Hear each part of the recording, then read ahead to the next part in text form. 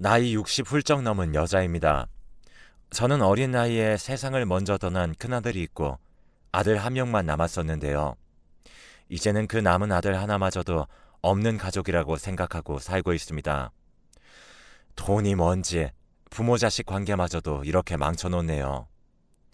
남편과 낳은 첫째 아들은 태어날 때부터 몸이 약해서 자주 병원을 들락거렸습니다. 남편이 큰 공장을 운영하고 있었기에 처음에는 병원비가 큰 부담이 되지 않았어요. 그런데 첫째 아들이 초등학교에 들어갈 무렵 아들은 피부 발진과 함께 고열에 시달렸고 저희는 수두에 걸린 줄만 알고 급하게 병원을 찾았습니다.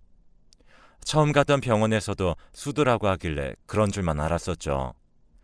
그런데 일주일이고 2주일이고 아무리 병원에 입원해도 낫지를 않는 겁니다. 남편과 저는 뭔가 잘못됐다 싶어서 아들을 데리고 큰 병원으로 갔죠. 그러자 큰 병원에서는 지금 수두에 걸린 건 맞는데 면역력이 너무 약해서 다른 사람들보다 훨씬 더 증상이 심한 것 같다며 조금 더 강한 약을 처방해 주겠다고 했습니다. 그 약을 먹고 나니 그동안 낫지 않았던 수두가 순식간에 나았습니다. 저희 부부는 겨우 한시름 놓으며 놀란 마음을 진정시키고 있을 때 아들의 몸에 멍이 한가득씩 생기기 시작했습니다.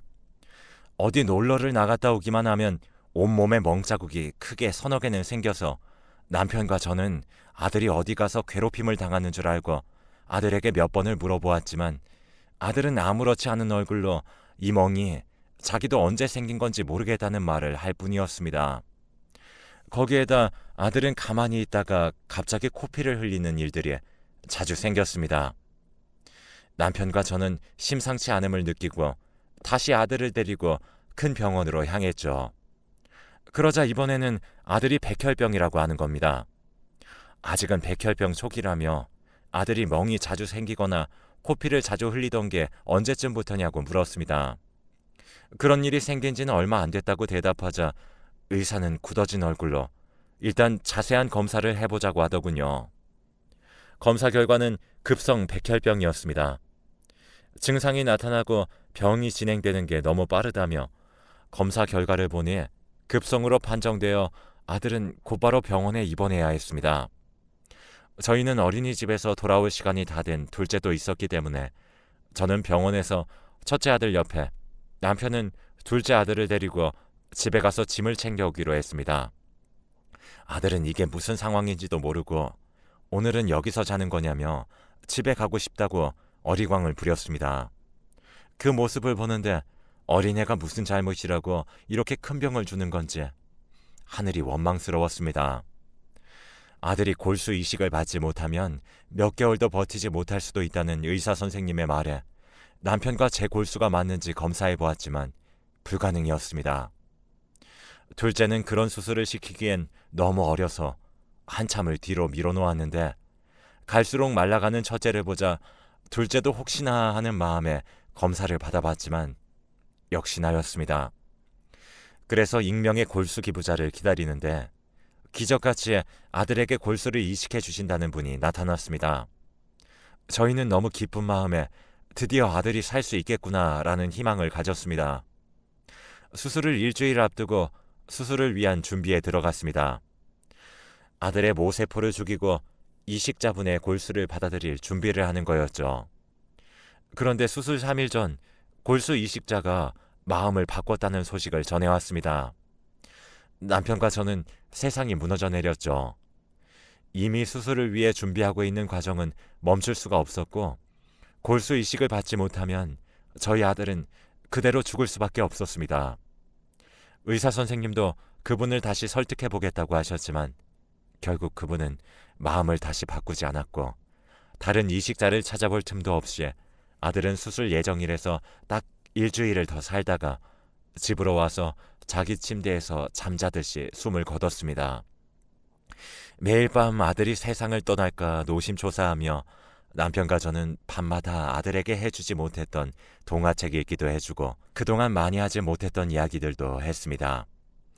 아들은 이제 자기도 다 낳아서 태어난 거 아니냐며 그 다음 주에 놀이동산에 가자는 말을 할 때에는 남편과 저는 꼭 그러자고 겨우 대답했습니다. 그 약속을 했던 밤, 저희가 잠깐 잠든 사이에 아들은 세상을 떠났습니다. 눈을 뜨고 차가워진 아들의 손을 잡는 순간 그동안 참아왔던 울음이 터지면서 아침부터 울부짖었습니다. 마음의 준비는 다 했다고 생각했는데 자식을 먼저 떠나보내는 건 아무리 준비해도 모자랐던가 봅니다. 도저히 아들의 장례식을 버텨낼 자신이 없어서 장례조차 제대로 치르지 못했습니다. 그런 저희에게 살아가야 할 이유는 단 하나, 둘째 아들이었습니다. 그동안 첫째가 아파서 제대로 신경 써주지 못했다는 죄책감과 하나 남은 아들이라는 생각에 남편과 저는 둘째가 해달라는 것은 모두 해주었습니다. 그런데 초등학교에 들어가서 담임 선생님에게 연락이 오더라고요. 둘째가 같은 반 친구들과 어울리면 매번 자기 멋대로 하려고 하고 다른 애들을 자기 아래에 두려고 해서 반에서 점점 겉돌게 된다면서요. 그 이야기를 듣고 저는 아차 싶었습니다. 저희가 둘째를 위해서 하는 일이랍시고 했던 게 결국 둘째를 망치는 일이었다는 걸요. 그 이후로 둘째가 해달라는 것은 다 해주지 않고 그 나이에 맞춰서 용돈을 주고 옷도 사치가 심한 것들은 최대한 사주지 않으려고 했습니다. 그런데 남편은 집이 잘 살고 이 정도 해줄 능력은 되는데 굳이 그걸 막을 필요가 있냐며 둘째가 용돈을 달라고 하면 10만 원이고 100만 원이고 턱턱 내주었고 학교에 가기 싫다고 하면 안 가도 된다면서 계속 아들이 원하는 것들을 모두 하라고 하며 아들을 훈육하기는커녕 감싸 돌기만 하니 갈수록 버릇만 나빠져 갔습니다.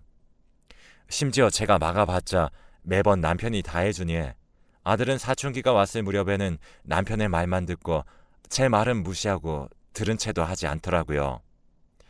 남편에게는 계속 이렇게 아이를 키우면 안 된다고 말했지만 남편은 아직까지 첫째에게 많이 못해준 것만큼 둘째에게 잘해줘야 한다는 강박과 첫째가 아플 동안 둘째에게 전혀 신경 쓰지 못했다는 죄책감에 그 행동을 끊어내지 못했습니다.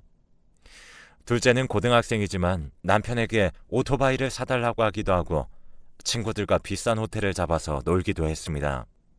그러다 보니 학교 공부에는 신경도 쓰지 않았고 그만큼 성적도 바닥을 기었었죠. 그러자 남편은 아들이 대학은 나와야겠다는 생각이 들었는지 아들을 영국으로 유학을 보냈습니다. 오히려 저는 저희가 같이 있는데도 안 한 공부를 혼자 영국에 간다고 공부를 할까라는 생각이 있었지만요. 남편은 그제서야 조금 잘못되었다고 느꼈는지 아들에게 영국에 유학 가서 3년 안에 대학교에 입학하지 못하면 이제 집에서 주는 돈은 없을 거라고 못을 단단히 박아두었습니다. 제가 말하면 할 수 있으면 해보라지 하며 비아냥거렸을 테지만 남편이 그렇게 이야기하자 조금 겁을 먹었는지 알겠다며 겨우겨우 3년 만에 대학교에 입학하였습니다. 그것도 지금까지 놀던 버릇이 어디 가겠습니까?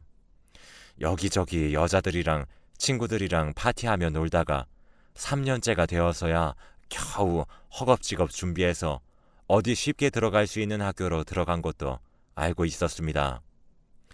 그 이후 아들이 학교를 졸업하고 계속 영국에서 살고 싶다고 했지만 남편은 군대는 다녀와야 하지 않겠냐며 한국으로 다시 들어오라고 했습니다. 아들도 처음에는 군대는 정말 싫다며 거부했지만 그래도 아버지에게 밉보이면 경제적 지원이 언제든 끊길 수도 있다는 걸 아는 채 결국엔 꼬리를 내리고 한국으로 돌아왔죠.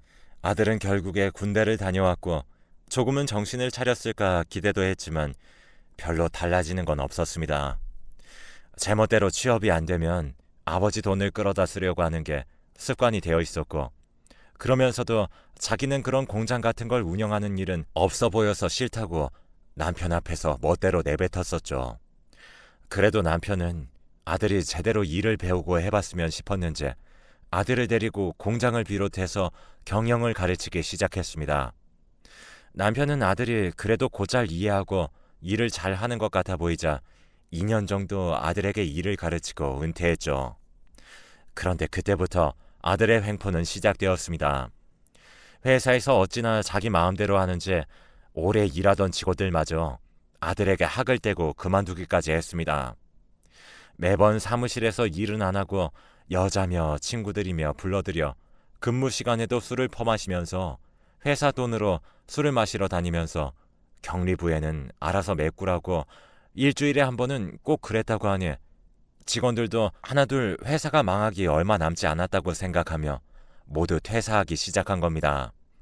남편은 그 소식을 듣고 아들은 도저히 미래가 없다면서 저런 자식도 자식이라고 공장을 물려준 자신의 잘못이라며 공장을 모두 팔아넘기고 남은 돈의 대부분을 일하던 직원들에게 인센티브라는 명목으로 지급하고 다른 경영자에게 싸게 회사를 넘기는 대신에 일하던 직원들의 고용 승계까지 부탁하셨었죠.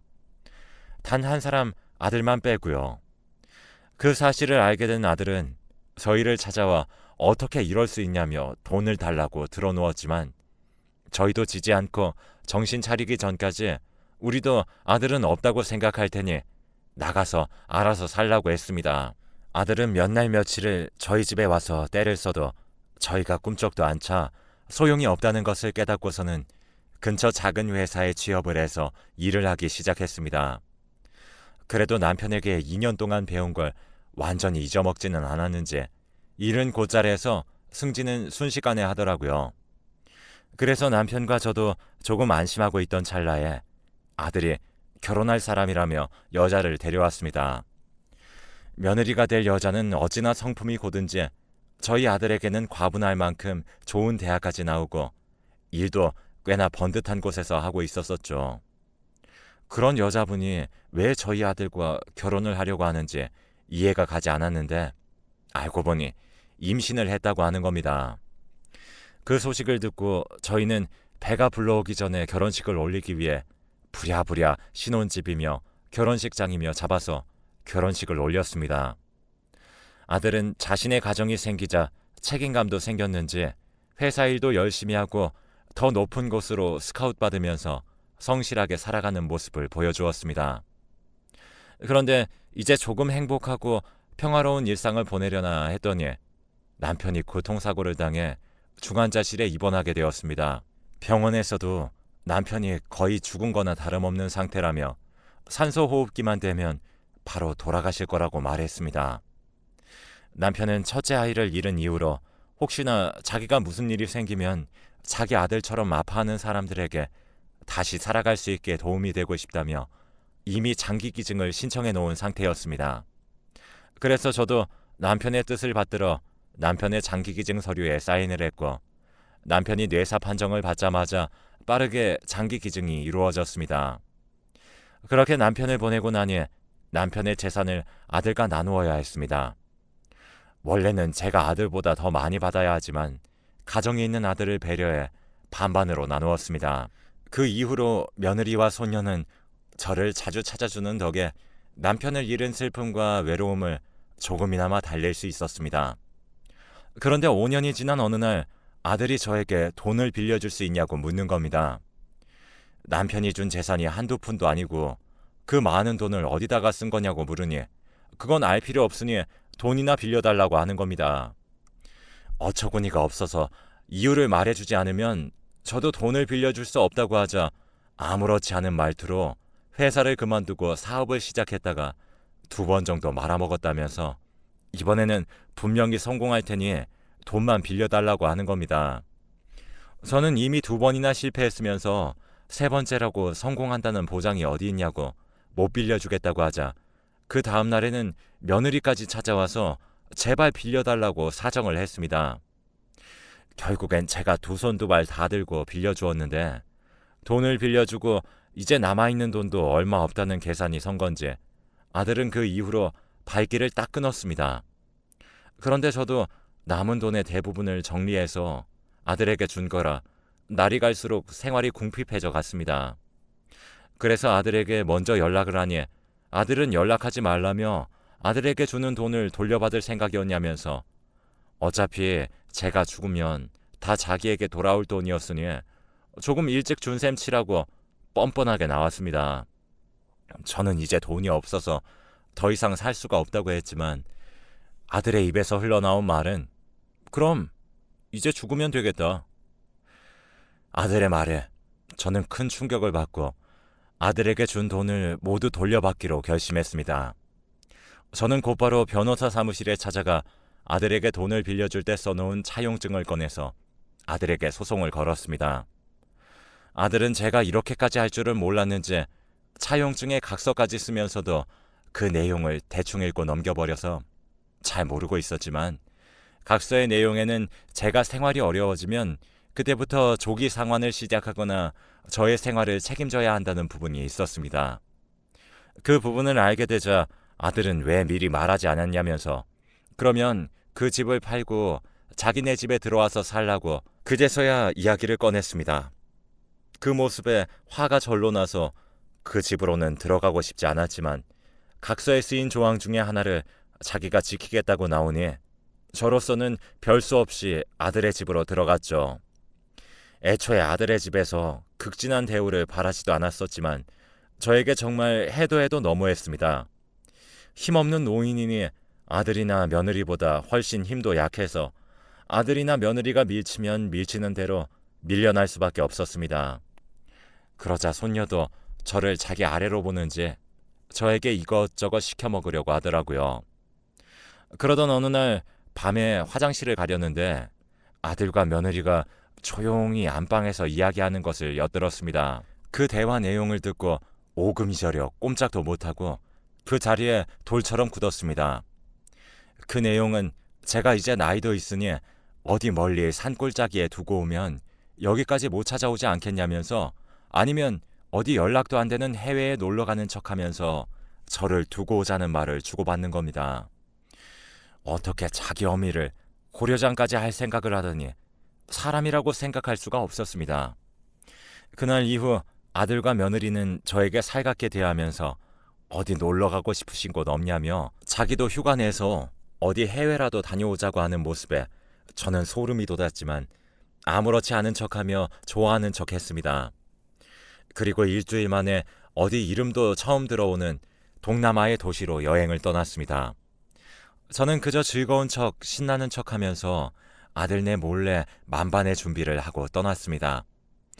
그리고 아들과 며느리는 제 예상처럼 밤에 제가 잠이 든 사이에 제 옷가지 몇 개를 남겨두고 제 짐을 홀랑 모두 가지고 도망가 버렸습니다.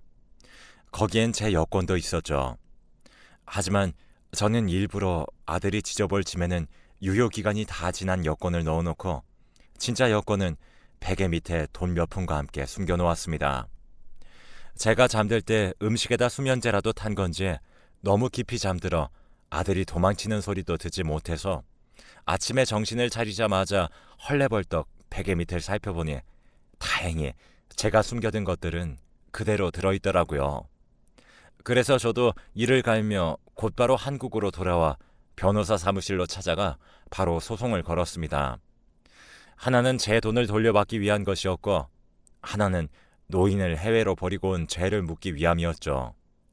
아들은 고소장이 날아온 것을 보고 뒤늦게 제가 한국에 멀쩡하게 돌아왔다는 것을 깨닫고 며느리와 함께 전화며 메시지며 수백 통씩 연락을 시도했습니다. 거기에다가 답이 없자 아들은 저를 찾으려고 노력을 했지만 저는 보호시설에서 잠시 머무르고 있었고 저를 학대한 혐의를 가진 아들이 절 찾아올 수 있을 리가 없었죠. 덕분에 소송을 걸어서 증여했던 돈 모두를 돌려받을 수 있었습니다. 저는 재판 중에도 한 번도 법정에 나가지 않았는데 아들이 법정에서 처음으로 저에게 잘못했다고 용서받고 싶다는 말을 했다고 합니다.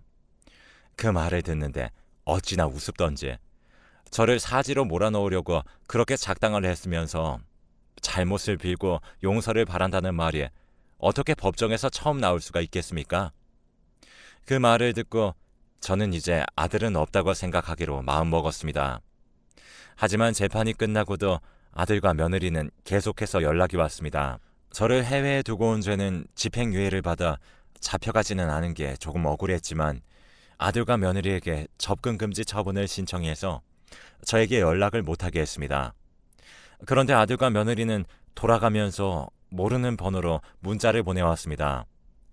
제가 준 돈이 없으면 사업이고 집안이고 다 쫄딱 망하고 빚더미에 앉게 생겼다며 한 번만 용서해달라고 했지만 저는 이제 아들이고 뭐고 가족은 없다고 생각할 테니 너도 그렇게 생각하라고 하고 더 이상의 답은 하지 않았습니다. 살면서 처음으로 아들이 저에게 용서를 비는데 참 인생이 허망하다고 느껴지더라고요.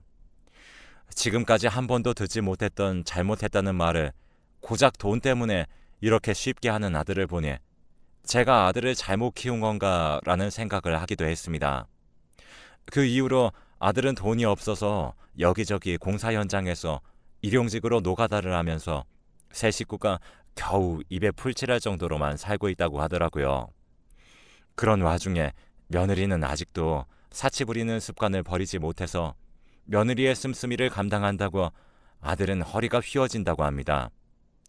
제 아들이지만 그렇게라도 당해봐야 돈이 귀한 줄 알고 남에게 상처도 주지 않을 테니 어떻게 보면 잘된 일이라고 생각합니다.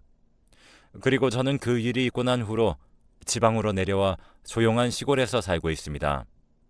이렇게 긴 시간 동안 평화로운 일상을 누리는 건 제 인생에서 처음 있는 일인 것 같네요. 가끔씩 아들에게서 돈을 빌려줄 수 없겠냐며 자기도 정말 많이 반성했다며 자기의 처지를 구구절절 늘어놓는 문자 메시지가 종종 오는데 일절 대답도 하지 않고 있습니다. 그 문자가 제 일상의 흠이라면 흠이네요. 남은 재산도 제가 죽으면 모두 사회에 환원하는 걸로 적어 놓았으니 아들에게는 아주 적은 유류분 정도만 가겠네요. 그 정도는 엄마로서 해주는 마지막 정으로 따로 다른 조치는 취해놓지 않았습니다. 이렇게 평화롭게 살다가 언젠가 남편과 첫째 아들이 있는 곳으로 가서 그동안 어땠는지 이야기나 나누고 싶네요.